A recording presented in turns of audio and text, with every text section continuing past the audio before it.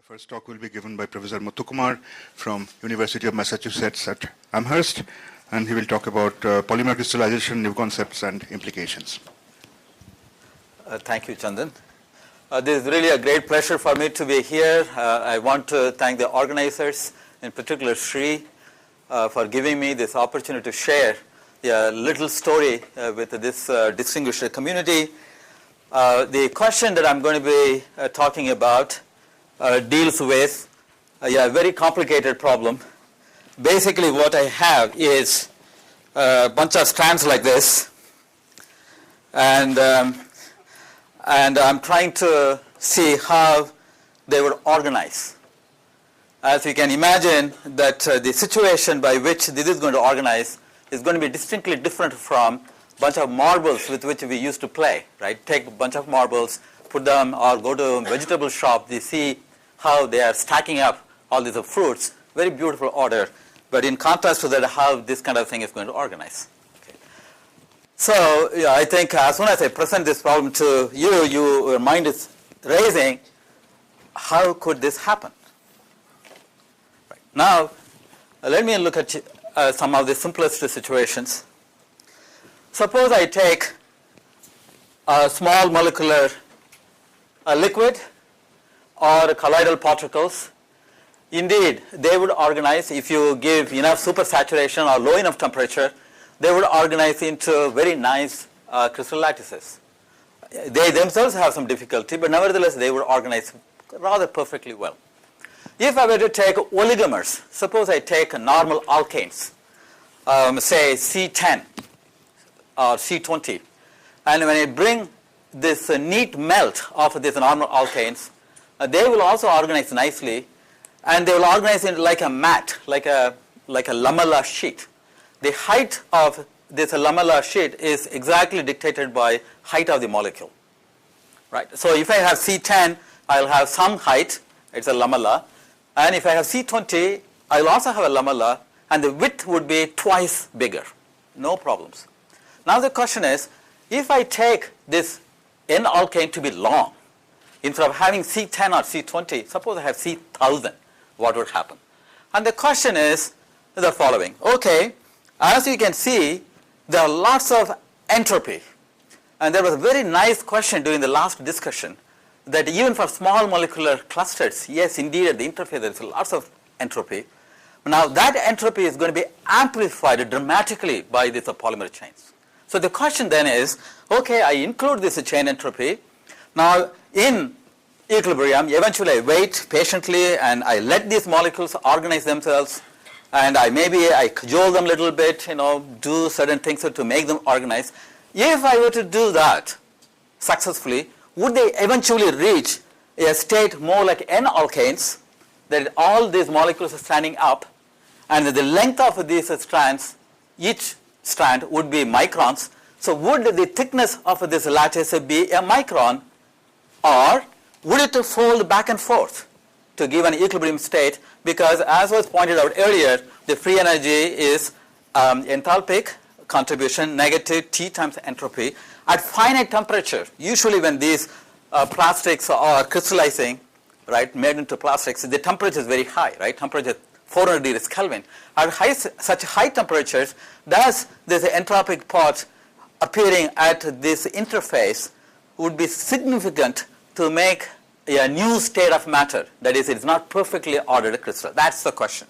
The question is whether this temperature times entropy is negligible, or the conventional thinking that the polymer crystallization is like small molecule crystallization is valid. This is the scenario. This is the premise.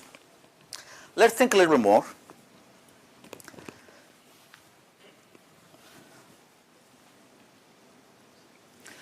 Okay, if I take a monomeric liquid, these are undergoing Lennard-Jones, your favorable potential, van der Waals interactions. Indeed, if the conditions are making this monomeric liquid metastable, weakly metastable, today my presentation is going to be weakly metastable situations, then yes, indeed, few of these molecules would get together because they feel the attractive interactions among themselves and try to make a nucleus. And if this nucleus is sufficiently big in size, then the gain in bulk free energy is going to dominate over the interfacial penalty, and then it will grow. So this is a nucleation growth as was reviewed by Bhima nicely in the previous talk. And what is the analog of that when I take a polymeric liquid? Yes, just like the small molecular situation, these monomers, which are exactly the same as these monomers, they would be subjected to van der Waals attraction. They will try to make a nucleus just like small molecules would. But the only difference is these monomers are not belonging to this single molecule. These monomers are belonging to different colored strands. Right? If I take this at any location, I'll see one yellow, one green, and one red. The different colors. Right? So further evolution of this nucleus is going to be highly frustrated. It's going to be highly frustrated entropically, because these guys have to unravel among this mess to come and grow. Right? And it's really magical that they even grow. They could even possibly make a crystal. Now let's think even more. So, okay, if I take a small molecule liquid, indeed there is a free energy barrier. Yes, there is a nucleation barrier there. And then after I cross that barrier, it will make a stable state, will grow. Eventually it will make a full crystal. I take this liquid and I change the temperature. The whole liquid is converted into a solid with some crystal symmetry. No confusion about that, right? It may take a while, but eventually the whole thing is converted into a crystal. So the order parameter in the crystalline state is 1. Now the corresponding situation for polymeric liquids is the following. Because of these entropic frustrations arising from conformational entropy, there are going to be huge barriers. Yes, there is a nucleation barrier there. I make a virgin crystal, virgin thickness of this lamellar, and eventually, right, in order for it to grow further, it has to be, the many molecules which are participating in this little crystal have to rearrange with huge entropic barriers. And the question then is, eventually, even if I were to play God's magic, right, would I get a state with a full order parameter being 1, that is full crystalline state, or I'm going to be stuck with an equilibrium state which is not fully crystalline? And that's the question. Because of the argument that I made before, namely free energy is E minus Ts, so maybe it's entropically driven, so I get a new semi-crystalline state. That's a fundamental question that we are trying to understand. Okay. What is amazing is these molecules make beautiful crystals. Right? They do. There's a huge phenomenology in the polymer community over a period of 7 decades. Fantastic experiments, very beautiful experiments. They all clearly demonstrate they nicely organize. Here is a nice micrograph of a single lamellar. Right? Single lamellar is more like my tablet. Right? So it is a sheet, and I have a lamellar width, which can be microns. Add more material, becomes a 2 microns. Add more material, 10 microns. But the thickness is finite. The thickness is only 10 nanometers. The height of the molecule is, thousands of nanometers, length of the one polymer chain. And the radius of gyration, that is, if I take one of the colored strands in here and look at what the radius of this particular coil-like arrangement is, that's about 50 nanometers. But remarkably, these molecules get together and make a very beautiful thin lamellae of 10 nanometers. And this is a robust result. It is repeated with many, many different kinds of molecules. That's what you get. Now, if I were to make this crystal in a hurry, not in a solution, trying to make these very long alkanes to get together, suppose I were to take a liquid of polymer and cool it, then we have what are called spherulites. That is basically a bunch of these lamellae put together. And then each sheet, right, has a thickness of 10 nanometers again. And what is even more remarkable is, if you take simple polymers like a polyethylene, this is like N-alkane, but except it's very long, there is no achiral center on the backbone of the chain. This is an achiral monomer, achiral polymer. Nevertheless, if I take this spherulite and I look under a polarized microscope, optical microscope, you see these nice bands, and they are of a micron in width ring, right, the period of these rings. And that means basically these lamellae are twisted. I take the sphere of light, and each lamellae is not visible in this length of scale, but optically when you look at them, they are twisted into helices. There is a chiral symmetry breaking, spontaneous, gigantic chiral symmetry breaking in these achiral systems. And for a review, for some of the younger colleagues in here, if you want to look at a review of the phenomenology of a polymer crystallization, please look at this recent review, which basically talks about experimental results over 3 decades. Okay, so now let me tell you what we know, what we teach in classes. The first paper talking about the experimental observation was in 1938, and he declared in the last paragraph of this paper that macromolecules are folded back and forth upon themselves, because the length of the polymer is so large, and since the thickness of this lamella is only 10 nanometers, it must be true that this polymer, every single polymer chain should go back and forth, fold back and forth. That was the first time the chain folding phenomenon was declared.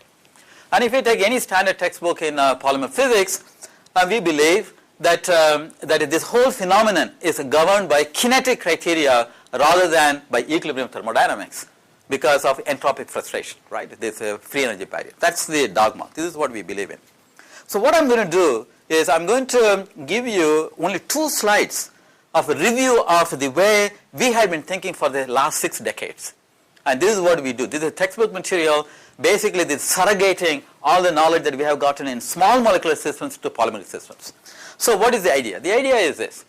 Okay, since I already know this lamellae is thin and it's laterally spanning for very large distances, let me look at lamellar cartoon of like this, and the thickness is L, lamellar thickness is L, like something of the order of 10 nanometers. It should come out at the end of the day when you do the theory. And then the area is A. So the free energy of this lamellae has 2 parts. One is a bulk free energy gain and the interfacial penalty. And this lateral dimension is going to be, the thickness is so small compared to the area of this lamella, I don't have to worry about surface areas in here for the time being. Okay, so the bulk free energy goes like area times width, and delta F is related to the chemical potential difference between the liquid state and the ordered state, and that is directly proportional to the melting temperature minus the crystallization temperature. Maybe some of the people in this community might think that it's critical temperature. Please excuse me for using that symbol. Tc is temperature at which I'm making the measurement. Right? That's the quench depth. Okay, so let's plot this graph, this equation. Yeah, sure. So for people who may not be familiar with polymers, why is the lamellar structure the preferred? Well, that's a whole talk. That's a whole talk. Yeah, right. So you have to please. Yeah, that's we are going to say why lamella is formed. But since the experimental lamella were observed, theorists assumed that a lamella is there, and let's look at if the lamella is there, what would be the free energy. And we will talk about how the lamellae actually come about.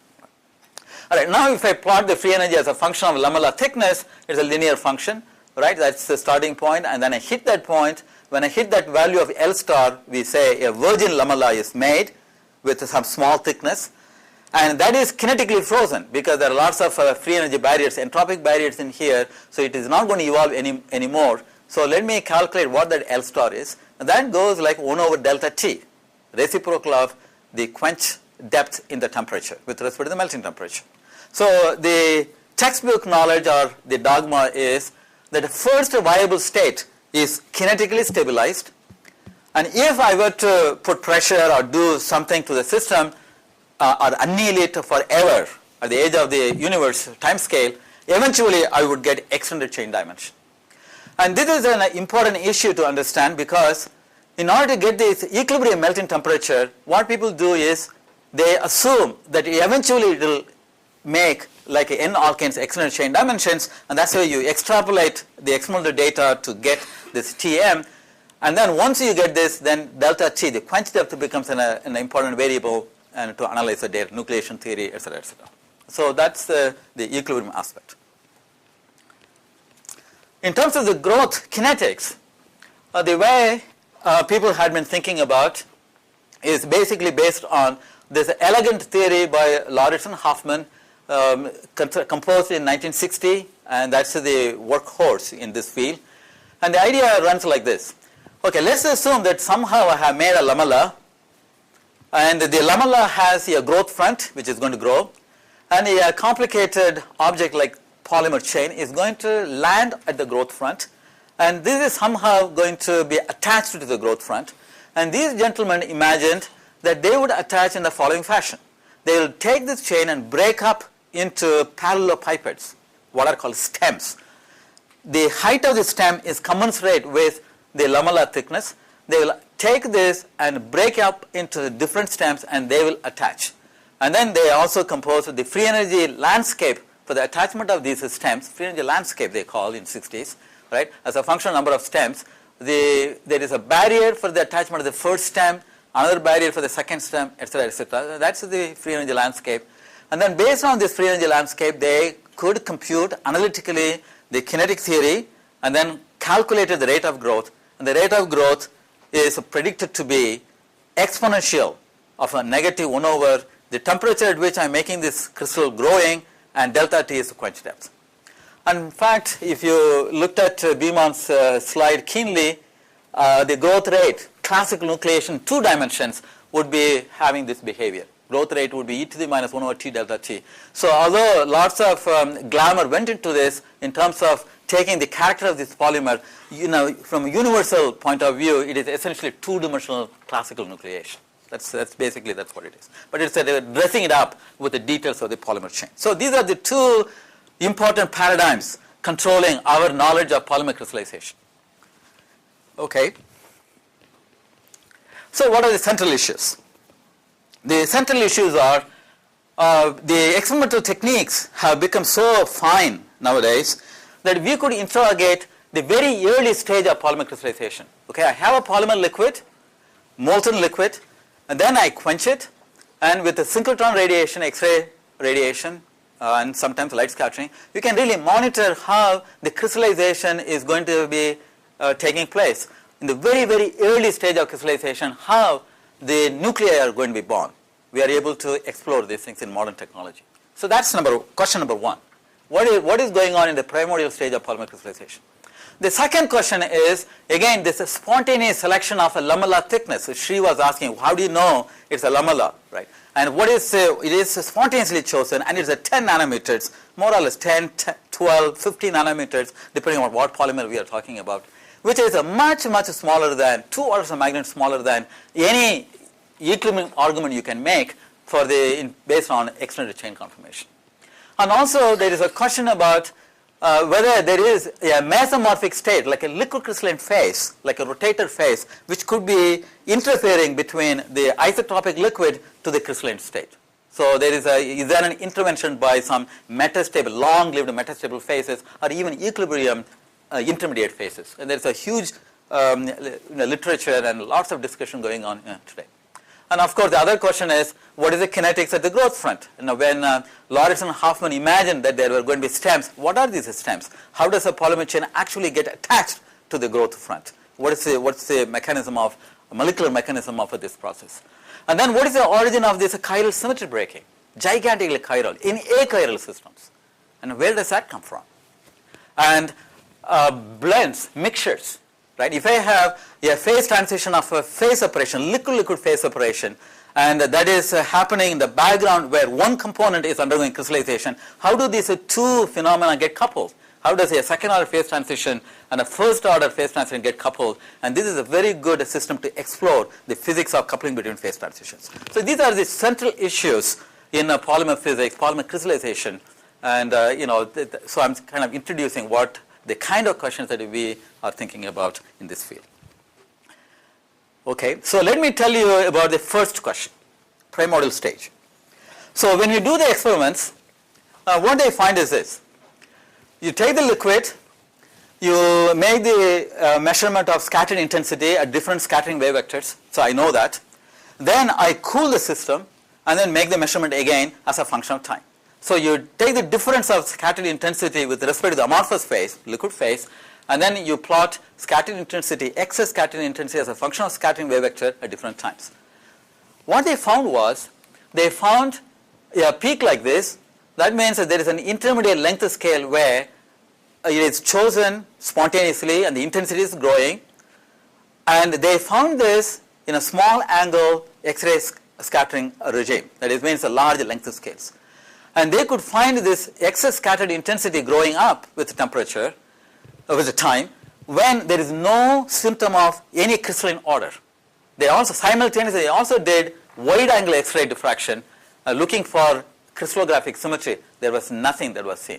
So even before the crystals were born, somehow there were some organizations of these molecules taking place. Okay? So the postulate was that even though there is a one component system, there is not a liquid-liquid phase separation, one component system, they assumed that the spinodal decomposition is the first stage of the primordial stage of polymer crystallization, where interconnected polymer-rich and polymer-poor phases are born, and instead of nucleation growth. And here are some typical data. So here is difference in intensity as a function of Q, beautiful data from Japanese team, Kyoto, and it was reproduced in the UK later, here Tony Ryan's group. Right? So if you look at scattered, this is a difference in scattered intensity. If I integrate over all scattering angles, this is total scattered intensity as a function of annealing time. And here is, semi-log plot that's linear, and these are all symptoms of spinodal decomposition. If if people have some experience with that, and then when you plot the rate with which this is growing, these density fluctuations are growing at some scattering wave vector divided by q square.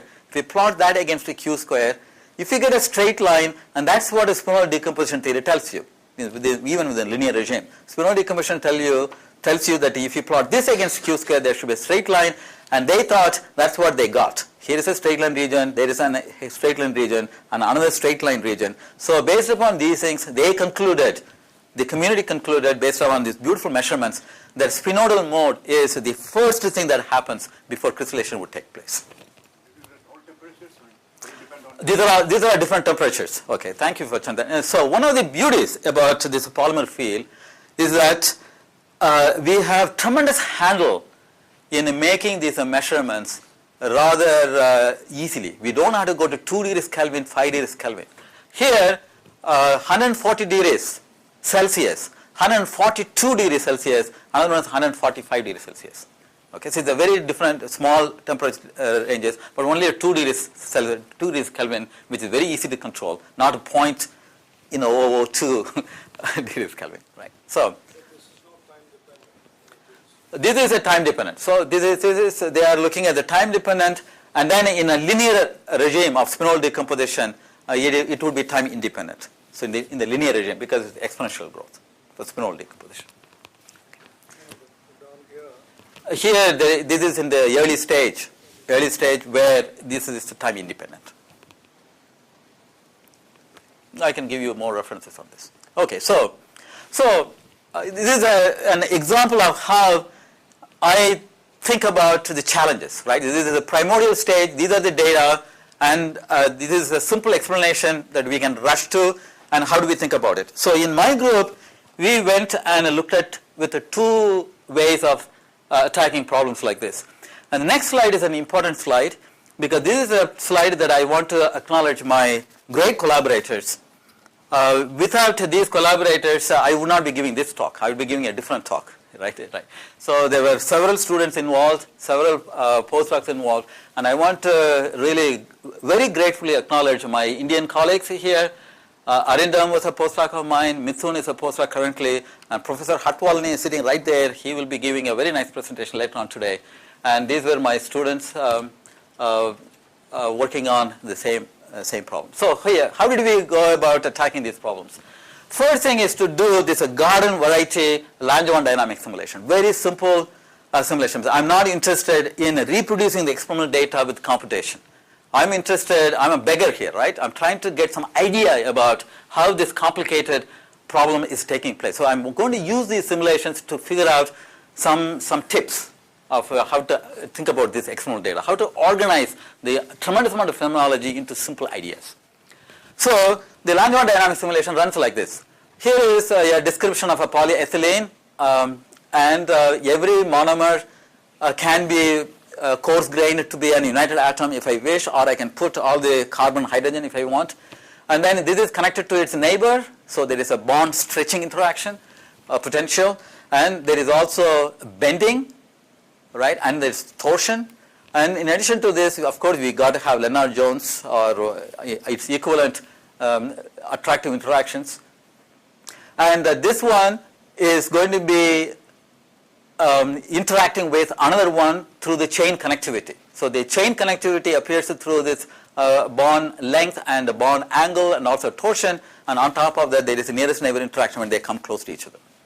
So for every atom or united atom, you write the Langevin equation, and I'm a big fan of meeting the fluctuation dissipation theorem, right, because things are happening at the right time in our finite temperature. So I have to do that. That's what we do. Right. So that's the one strategy. The other strategy is probably more familiar to this audience than in some other places where I have given this talk. We want to do statistical mechanics. Right?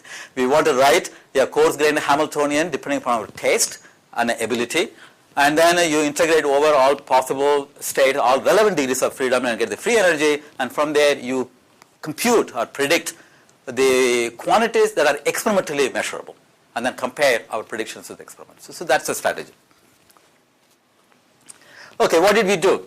We have taken single chain, very long chain, lower the temperature and watch how it falls, and what are the mechanisms of whatever structure that's going to make.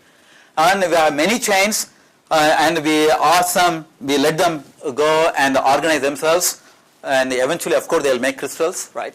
And then, or I can put a seed and watch how these molecules are going to the growth front, and what happens to the structure of these stems, and how do they get attached, and what the entropy, free energy, etc., and how does it grow with time. So this is the way we went about doing this. And also we did, to bring some credibility to this kind of approach, that suppose I take polyethylene, where there is tremendous amount of crystallographic data are known. It makes an orthorhombic crystal symmetry with some chain tilt. It's more like smectic C, like structure. So if you take these polyethylenes with the details of hydrogen atoms in here, indeed, in the interior of this crystal, we were able to recover the crystallographic registry, crystallographic data that are observed in polyethylene. In this, we have used the well-established potentials for N-alkanes, for carbon hydrogen. If you use that, that's what you do. But this is very expensive time-wise, computational-wise. So in terms of trying to understand, appreciate the big picture, the conceptual picture, I don't have to work very hard. If necessary, if you press me, yes, I can do this. So almost all data I'm going to share with you today are going to be without these hydrogens. I'm going to strip those hydrogens. So I'm going to take every CH2 to be one united atom. And then what you lose by doing that is you lose this orthorhombic chain symmetry, the orthorhombic crystal symmetry. That's all you use. But instead it's going to be hexagonally packed. But in terms of larger scale structures, that's not going to be very critical. And we have also looked at higher volume fractions to make sure that everything is okay. Right, so let me share with you what we observed. This was a big surprise to us. This is already 10 years ago. We were very stunned by these simple simulations. Okay, I take a representation of one polymer chain at high temperature. It's a random coil. And this is a projection on 2 dimensions here. And then time is clicking. Now the temperature is lowered, the time is clicking, and these guys, they like to attract each other. The monomers like to attract each other, try to make some sort of a baby nucleus, right?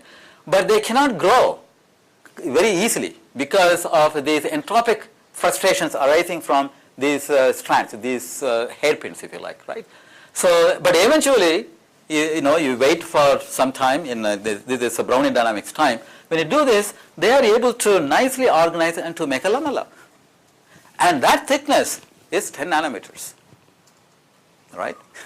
Right. We didn't do anything. We just just let them organize themselves. So basically, when we know the coordinates, we know the energies. Basically, what is happening is there is a competition between the nearest neighbor attraction and the local stiffness of the polymer. As soon as you have these two ingredients, you will have chain folded state. You will have lamella state. I'm going to show the same thing again with more detail. This is another trajectory. So again, these are baby nuclei, and they are growing with time. Look at this. There is another baby nucleus here, another one, another one, another one, another one here. And there is already a competition. Even with one molecule, there is a competition. This is growing stronger. While it's growing stronger, it is also organizing in terms of orientation degrees of freedom. So I call them to be symmetric pearls because there is a symmetricity there, right? And meanwhile, this is gone, this is gone. This has, eaten up these two to get stronger and organize within itself. And then as time goes by, this one loses out. This baby is trying to fight against these two bigger babies, and that loses out. And eventually this gets deposited in here. And then there's a competition between this and this. And if I don't have anything else, if I have only solution, then this is going to win over this. And every time I'm trying to look at this trajectory, there is an incipient tendency for these things to make 10 nanometer thickness, lamellar thickness. All right? This is united atom simulation. Not the NLP, but you have No hydrogens, except the hydrogens, united atom. Yeah. Right. It will depend on the bending Yeah. So the stiffness, how stiffness is. So it's remarkable that almost all flexible polymers which are used to make these polymer crystals, they fall into a narrow bending energy regime. Right. If I were to take a double-stranded DNA, short double-stranded DNA, and I want to see how they are going to organize, then of course they will be standing up. So there is the incipient stiffness of the backbone is an important one for most of the flexible polymers, which I'm going to talk about. There is some narrow window. will the fractions have a wider range? Solvent it depends upon the solvent conditions, right? Here we are talking about the range of attraction is essentially comparable to the monomer size. All right, that is 0.3 nanometers, 0.2 nanometers, 0.3 nanometers. Experimentally, that should be a broader range. So the 10 nanometers shouldn't be so. No, it doesn't seem to be so. Doesn't seem to be. If you take polyethylene, polystyrene, caprolactone, these are all chemically very, very different. All of them make lamellae of about 10 to 18 nanometers, 10 to 18. It's a really miracle. So what I told you, I'm going to show again in terms of an animation. This color code is basically to tell which monomer is going where. This is a homopolymer, same polyethylene. Look at this. It wanted to make a 10 nanometer lamellae. Man, it loses out. Look at this. Nothing like what Lauritzen and Hoffman imagined. And there's a fight, right? And as you can tell, blue is going to win because blue is bigger. It has to. There we go. All right? So you have the coordinates and look at, so just like an experimentalist, let me plot these data in terms of scattered intensity as a function of Q, as a function of time, and the rate over Q square, exactly what we saw in experiments, right? This is not Spinodal decomposition. What I showed you, definitely not Spinodal decomposition. So let's think a little bit more. Okay, that's the difference in density, that's the order parameter. The free energy, now for when you have something like this, you have quench depth, which drives the system to order, and there is an interface between this quasi-ordered state and quasi-disordered state. And that's a square gradient term that's going to go like Q square in momentum space. And then this monomer is connected to this monomer because there is a topological correlation of this polymer chain, and that is 1 over Q square. I'm sure you guys have seen this structure before, right? 1 over Q square. So when you have something like this, and even within the linearized regime, the rate is going to look like this. That means what? When I plot RQ over Q square, it's not going to be just a straight line in the intermediate case. So it's going to rise like this, reaches a maximum, and then comes down like this. And that's what any structure like this will tell you. This is in the ferroelectrics, diblock copolymers, charged dipolar systems. This is a universal free energy, right? Like Landau-Ginzburg free energy. As soon as you have that structure, right, and you have those physical components, and that's what you should get. Indeed, that's what experimentalists got. Oh, in contrast, if I do Spinodal decomposition, I'll have just simple straight lines like this. Right? So this is exactly what the experimentalists got. Right? It went up and then reached a maximum, came down like this. But unfortunately, at that time, right, they had some confusing micrographs, so they concluded that it's going to be Spinodal decomposition by just not worrying about these data, looking at intermediate values. But if you really look at the whole experimental data, it is exactly like the nucleation growth the way I have portrayed. And then recently, very nice data from Grenoble, where they have used a very sensitive detector for wide-angle X-ray scattering, and they found signals, right, in wide-angle X-ray scattering even before you get signals in SACS, small-angle X-ray scattering. Remember, the reason why people rushed to the Spinodal mode of crystallization was because they did not see anything in wide-angle X-ray scattering in the beginning. But now the detectors have become much stronger, much better. So very clearly, now I think we believe, the evidence is very clear, we believe that the Spinodal is not the mechanism in the primordial stage of polymer crystallization for shallow metastability. Instead, it's really nucleation, and it is because of the chain participating in several nuclei. That's the reason why it gives some confusing picture. Okay, that's story number one. Story number two. Why is a spontaneously selected lamellar thickness is so small? Is it really true that it is kinetically controlled? So let me spend a couple of minutes to tell you what the status, today's status is in terms of the argumentation discussion in the community.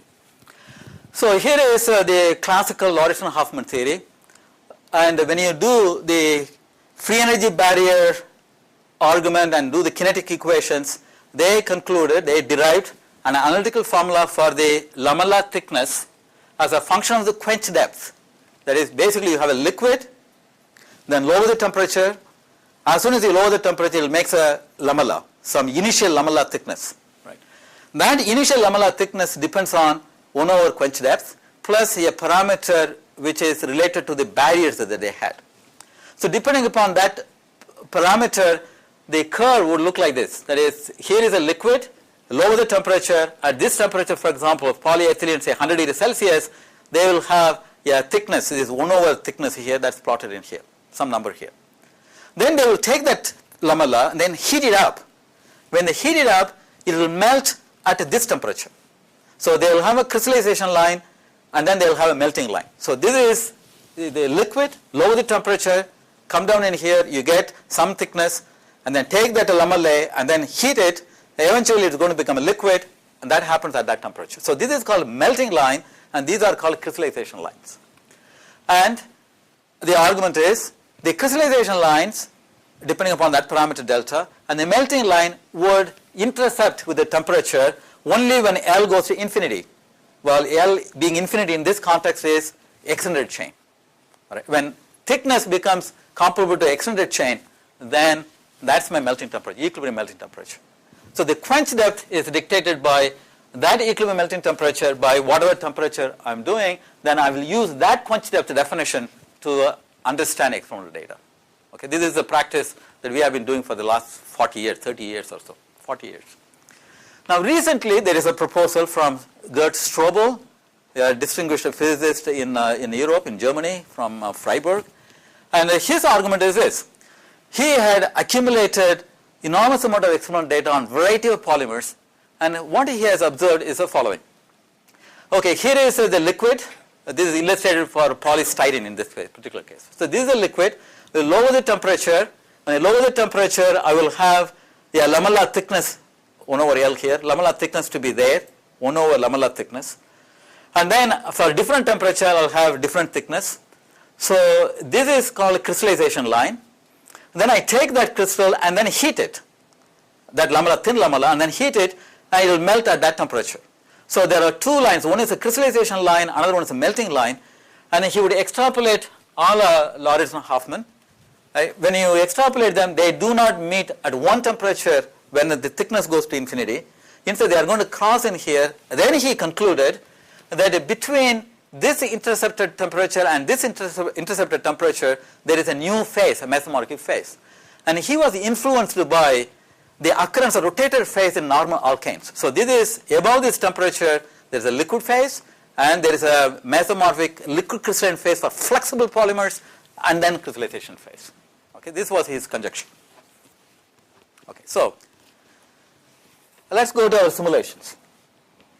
Again, this was a very big surprise when we did the simulations. So we take this liquid and lower the temperature. It will make a small thickness lamella. Thickness is very small here. Right? Then what will happen is, as a function of time, they will become thicker. right? Suddenly they will be like an avalanche. They will all work together and suddenly it becomes a little bit thicker, right? And then they will all work, they will be in a quiescent state for a while, they will work together and then suddenly they will get even thicker. And it will keep on going. Eventually they will stop thickening. Eventually they will reach an asymptotic thickness which is, I'm telling you, about 10 to 15 nanometers, right? And this is called quantization of lamellar thickness. And Andrew Keller is no more, unfortunately, right, from Bristol. He had made these measurements already to come up with this phrase, quantization of lamellar thickness. That's what we saw in our simulations. In our simulations, we could also compute the free energy landscape. So how did that look like? When you look at the landscape, so here is number of stems, right, in this language. So this means there are, say, 7 stems. That means there are 6 hairpins, right? And there is a free energy barrier. Initially, that's what would be formed. Then there is a free energy barrier. It will make a thicker crystal. Then there is another free energy barrier to go into that state that is actually even thicker. But please notice that the free energy for that one is higher than the free energy for this one. So by looking carefully at the free energy landscape, what we found was the global free energy minimum corresponded to that thickness. Again, the thickness is about 10 nanometers. If it were to be extended completely, if I have a bunch of chains and extended for these flexible chains, that L square would be somewhere there, and free energy would be much higher. So what we found, curiously, in these simulations was that the equilibrium corresponded to folded chain conformation, global free energy minimum. That means that these chains would never order into full crystallinity because of entropy. Somebody was talking because of really entropy. Right?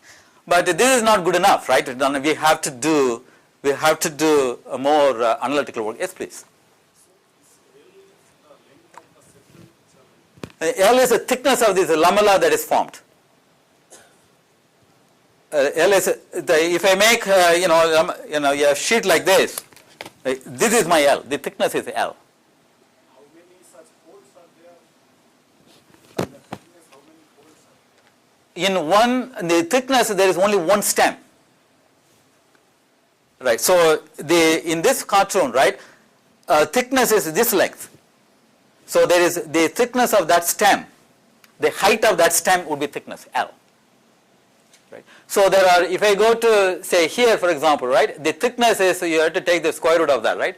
Let's say this is 100 L square. So thickness is 10 nanometers, right? That means this corresponds to 6 stems per chain. There are 6 stems per whole length of the chain, right? And that means there are 5 folds. But the thickness is basically stem length. Is it possible to calculate, like, as you are making 1 fold, 2 fold, how is the free energy changing? Yes, indeed. You could do that, using different techniques. Like in this particular case, we have used a histogram technique. And that's the free energy landscape as a function of the thickness, right? And also, as I told you before, there is also a concurrent organization of the orientational ordering, right? So there is also orientational order parameter like a liquid crystalline phase. So we monitored the order parameter, orientational order parameter, this P2, order parameter, and also length of this stem, and that's the free energy landscape. So we could also look at the kinetics of this and how this is moving in the free energy landscape. In this figure, we know is there a constant free energy increment as we are making folds? No, it's continuous. It's continuous. The difference between 2, say 1 to 2, 2 to 3, is there any? No, it's continuous. Because this model is a continuum model. This is not a lattice model, it's a continuum model. Right? Okay. So we decided to do an analytical calculation. So I made the following model because the physics is there. You guys already asked about bending energy. So there is a bending energy, say epsilon 1, nearest neighbor interaction energy epsilon 2. And let's assume there is some thickness, say m, and the lateral dimensions, let's say mu. And there are surface free energies. For the lateral surface is one parameter, and the surface for the fold surface will have another parameter. So let's compute the free energy of this state. But then I recognized that I need to be more careful. As was eloquently pointed out by Biman earlier and during the question time, the interfacial tension is not a fixed number. It depends upon temperature, depends upon the quality of the solvent, and also it depends upon entropy, right? Because it depends on lots of those things, right? So how did I do this? I am not going to give the technical details. You are very much welcome to look at this reference, right? So when I look at these folds here, there is a lot of entropy. Now when I take one polymer chain, which is going to be participating in this nucleus or its crystal in a multiply folded way, but in a correlated way, I need to compute the number of different ways of putting these hairpins at this surface, at the interface, and also the length of one hairpin could be different from the length of another hairpin, but belong to the same polymer chain. So total length of the chain being conserved, how do I distribute the different hairpins and tails provided I keep some lamellar thickness? And it is possible to do with the field theory, and you calculate the contribution coming from the conformation disorder, if you like, to the interfacial free energy. So in addition to the lateral enthalpic part and also fold enthalpic part, there is a huge contribution coming from entropy, and this is extremely crucial. If I do that, I look at my free energy landscape as a function of thickness of this lamellar and the lateral dimension. Mu is a lateral dimension and m is the thickness of the lamellar. Remarkably, there is a global free energy minimum, just like what we saw in experiments. So the key contributor to the finite spontaneous selection of finite size equilibrium thickness is entropy associated with the interfacial tension at the fold surfaces. And that's the key point. In the previous work, the great heroes in this field have worked on this problem. They did not have the technology of computing the entropic part to the interfacial free energy. They all assumed small molecular enthalpic part. That's where they went wrong. And so what is stabilizing this finite size is entropy. Now let me tell you what the consequence of this one is. So this is, please notice that this is in contrast to the small molecular metal case or small molecular case, where that's my nucleation barrier. I cross it. Once I cross it, I fall into a big valley, and the whole crystal is formed. Our whole liquid phase is converted into the solid phase. But on the other hand, here the semi-crystalline phase is the most stable state. So let me take a cross section of this free energy landscape as a function of free energy, as a function of, say, for example, in terms of thickness and a lateral dimension. So that's the barrier, nucleation barrier. This is my lamellar thickness, right? This is the first time I make the lamella, and that has some height and a lateral dimension, and eventually it reaches the global free energy minimum. So I'm going to plot this virgin lamellar thickness and also equilibrium thickness. Don't worry about the critical thickness. That's the critical nucleus. So the blue data points are the theoretical calculated values. These correspond to the smallest stable thickness. And just like in experiments, right, this depends upon temperature, like this. This increase with the temperature. But if I were to make this virgin lamella here at one temperature, and then I anneal it, I let it equilibrate, it will reach this thickness, and that equilibrium thickness would be decreasing with the temperature. Eventually it will melt away, right? I mean, this is like a first order phase transition. Magnetization, when you increase the temperature, it's going to go down and undergoes a first order phase transition and vanishes. So similarly, right? Similarly here for polymer crystallization, that's the first order phase transition temperature Tm, equilibrium melting temperature, and the equilibrium thickness decreases with the temperature, which is intuitively obvious. Apparently not so for my community for 5 decades. But because they were influenced by these experimental data, for the smallest stable thickness would increase the temperature. Okay. I replot my data, my theoretically calculated data, in this experimental plot. The blue line is the crystallization line, right? That's the first time I make the crystal. Then I heat it, and that is the melting line, right? And my life, right, my crystal does not have any life after the melting temperature, equilibrium melting temperature with a finite thickness, because I told you equilibrium thickness is finite. It is not extended chain. So that equilibrium thickness turns out to be somewhere here. So no wonder these two graphs, two lines meet at that temperature, at that value. That's my equilibrium melting temperature and also equilibrium thickness. So beyond that temperature, I have the liquid phase. So there is no reason to think about invoking, like a mesomorphic phase between that temperature, this temperature, and these do not exist. In fact, the equilibrium melting temperature is indeed this temperature where these two guys are meeting. And my quench depth should be with respect to that reference. This makes a huge effect. The whole carpet comes down because all along we have been interpreting all of our experimental data with the wrong melting temperature. And fortunately, recent experimental measurements from various laboratories confirm this picture, including Strobel's.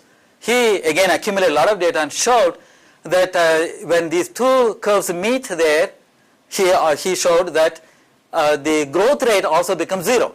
That means that beyond that temperature, crystals do not grow at all. Now that's the same thing as the equilibrium melting temperature, right? Okay, so in conclusion then,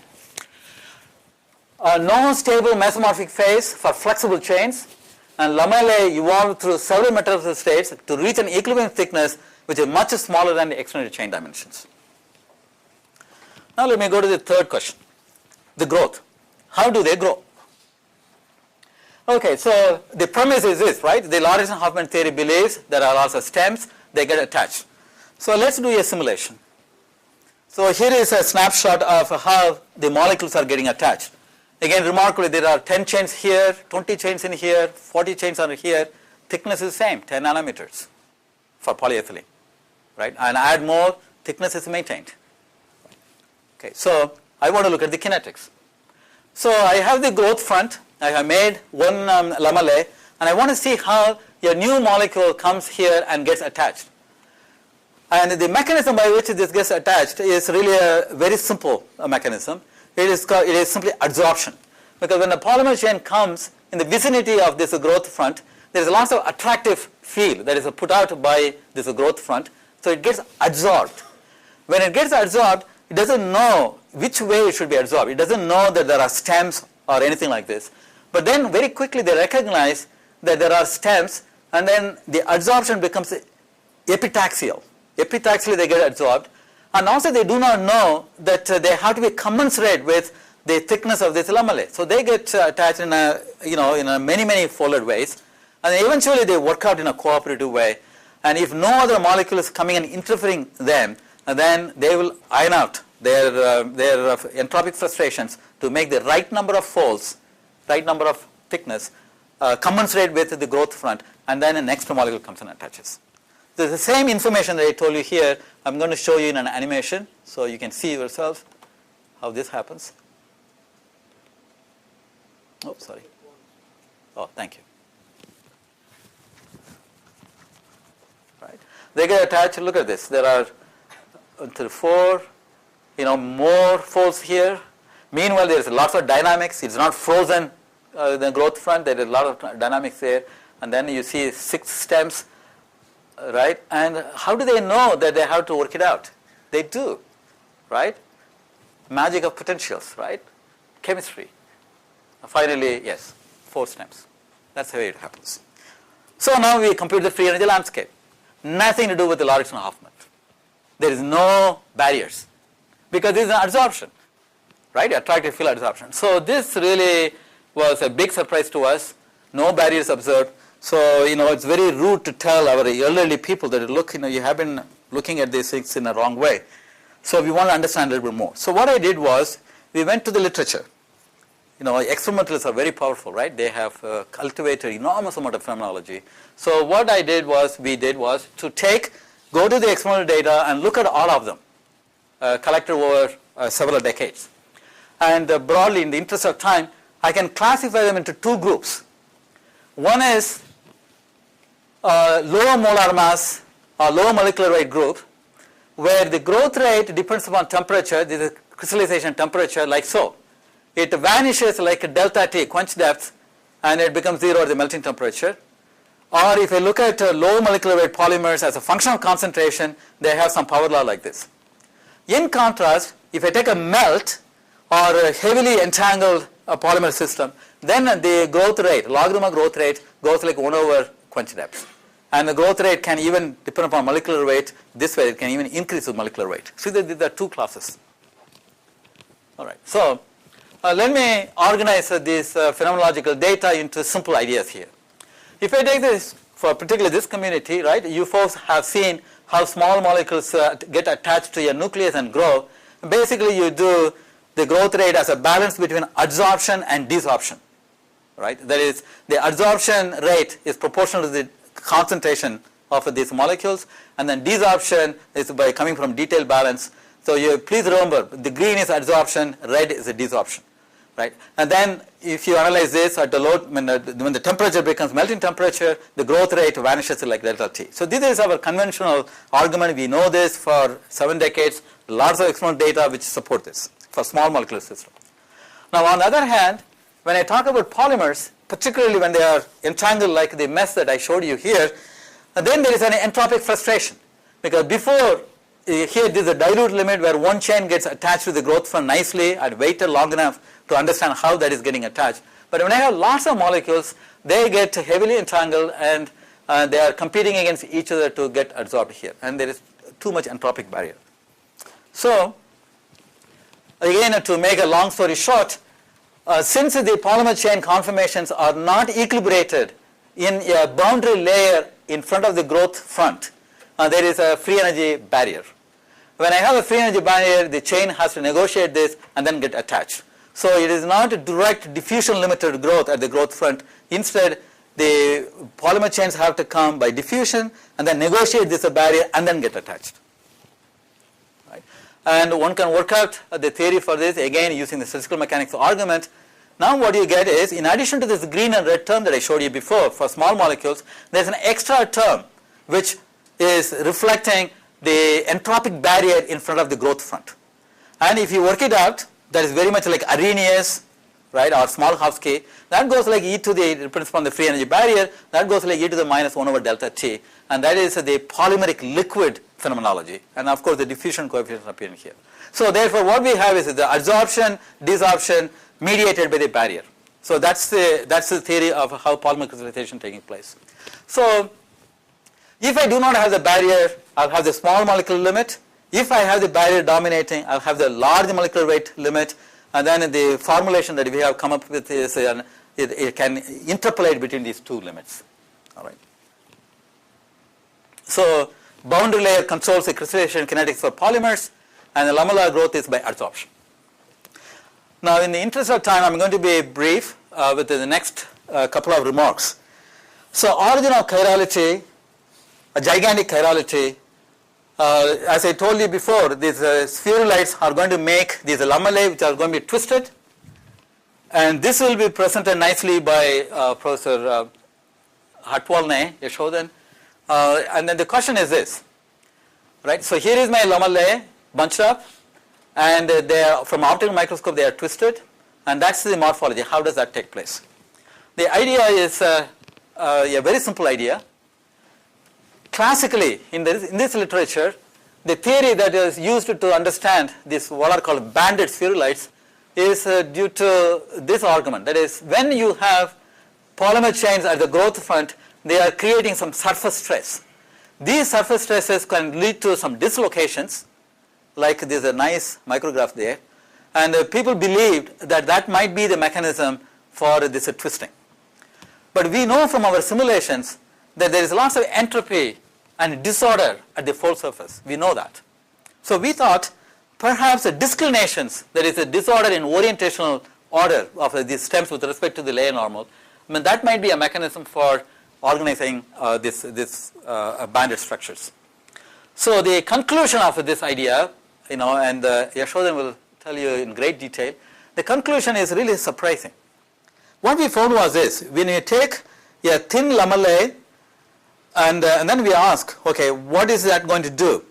We found out that it would spontaneously choose not only the thickness but also width and the period of twisting. And the twisting can be both left-handed and right-handed. Right? It's really amazing. And then there is one theorem. The theorem is the ring period simply pi over 2 times the width. Okay, the width is now the lateral dimension, not the thickness. Width is the lateral dimension. That is a universal number within linear theory. And based on our conjecture at that time, our Japanese colleagues in Hiroshima University, Hiro Toda, went and made the measurements. What he found was that, see, that is the ring period, and this is the width, and that ratio is 1.6 for one polymer, polyethylene. Another polymer, polyvinyl fluoride, that ratio is 1.6. Okay. Pi, right? What can you say? And the final remark that I want to make is the following, in terms of the composition fluctuations on crystallization kinetics. So here is, again, I'm going to show you some experimental data and tell you what the idea is. So if I have a blend, right, this is a coexistence curve, and then this is the critical temperature. Blend means two polymers, polymer A and polymer B. One polymer would crystallize. So I lower the temperature, I go into the spinodal region, somewhere there. So, unstable, it will undergo, this is the honest, real spinodal decomposition. It will undergo spinodal decomposition for some time. Then after waiting for some time, then this experimental is quench the system even more to a temperature below the crystallization temperature. So there is this quench depth for spinodal quench depth is that much, and this is the quench depth for crystallization. What they observed was a big surprise.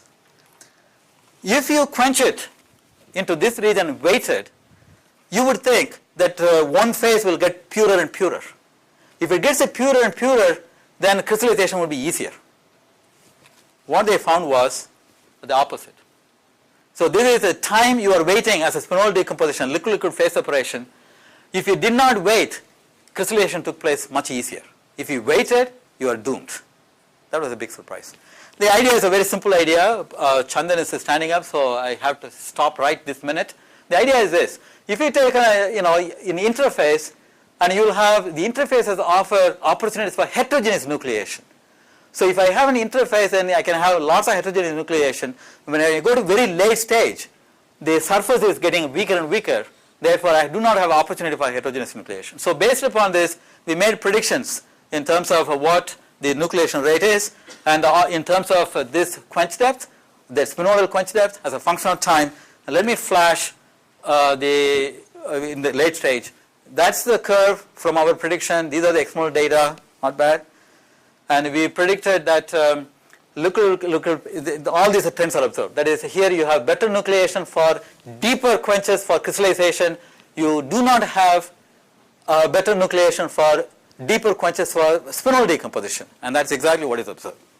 So now I must conclude by saying the punchline. Okay, I told you so many things. I told you 5 different phenomena. But what is the bottom line? The bottom line is entropy.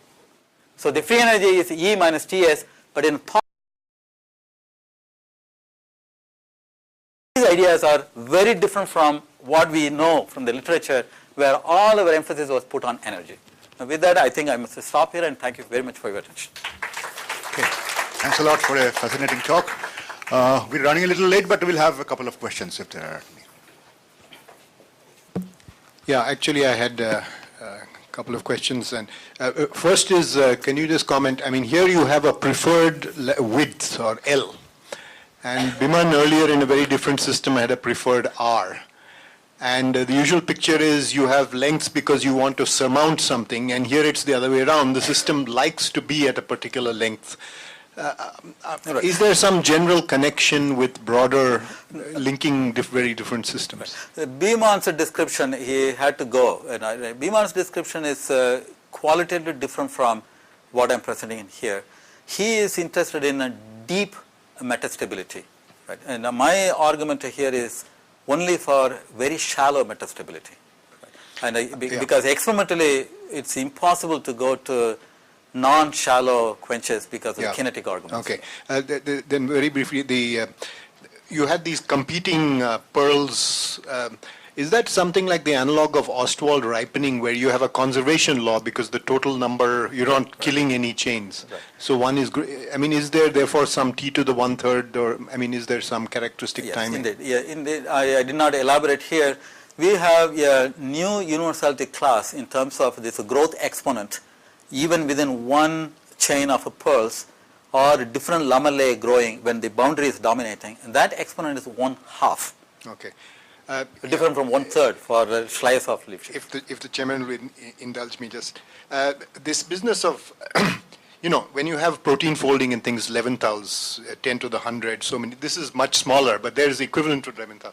And you showed some experiments with Keller, I believe, you know, 1,000 seconds or something.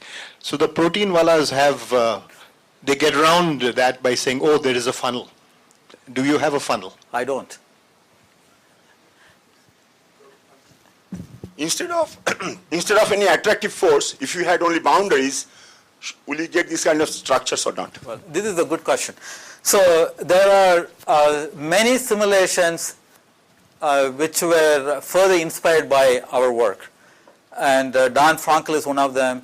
And then there is a Japanese team who is also interested in this. They have shown that even in a thermal system, you could make crystals, okay, because of the entropy, for entropic reasons. If you could navigate the entropy somehow, you could make crystals, even purely based on entropy.